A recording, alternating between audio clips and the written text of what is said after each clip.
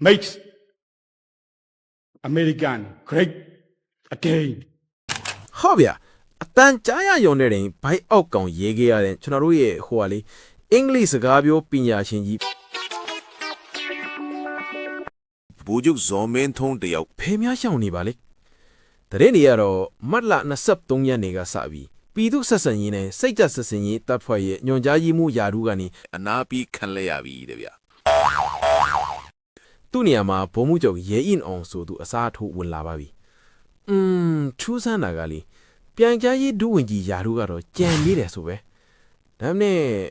ဇုံလည်းမတတ်တော့ဘူးအခမ်းအနားတွေမှာလည်းအရေးအယောင်တောင်မတွေ့ရတော့ဘူးနော် ကျွန်တော်တို့သိကြတဲ့အတိုင်းမင်းအွန်လိုင်းရဲ့အချစ်တော်အားပေါင်းအားအင်ထန်ထန်နဲ့အင်္ဂလိပ်လိုအတန်ထွက်မှန်မှန်ပြောတတ်တယ်ဇော်မင်းထွန်းဟာအခုတော့လူမြင်ကွင်းကပျောက်ချင်းမလားပျောက်နေပါတယ်ဟာစစ်ကြောရေးရောက်နေတာလားဒါမှမဟုတ်အရန်အင်အားအပုတ်ခံလိုက်ရတာလားဆိုတာကတော့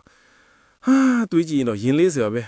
ဇော်သေးနဲ့အပတ်စင်သူ DSA 30ခုစင်းဆိုတော့လေကန်ကြမာကတူမလားပဲနော်ကဲရင်နံကြောင်းသားကြီးဇော်မင်းထွန်းတယောက်ဘယ်ချောင်းမှာပုံနေလဲဆိုတာစောင့်ကြည့်ရအောင်ပါ Oxford တောင်အတူယူရတဲ့သူ့ရဲ့ထူးခြားတဲ့အင်္ဂလိပ်အတန်တွက်တွေကိုနားထောင်ရဖို့ကတော့အတော်လေးခဲရင်သွားပြီပေါ့ကဲမိတ်ဆွေတို့ရေဇော်မင်းထုံးတရဘယ်နာမှအပန်းဖြေနေတယ်လို့ထင်ကြတယ်လေဗျာတီးတယ်လို့ရှိရင် comment မှာရေးခဲ့ကြပါဦးနောက်ထပ်အဆွဲကြိုးသတင်းတွေသိရဖို့ကျွန်တော်တို့ရဲ့ channel ကိုလည်း subscribe လုပ်ထားဖို့မမေ့ပါနဲ့ဦးနော် This is the voice of truth. Facts. Knowledge. Truth.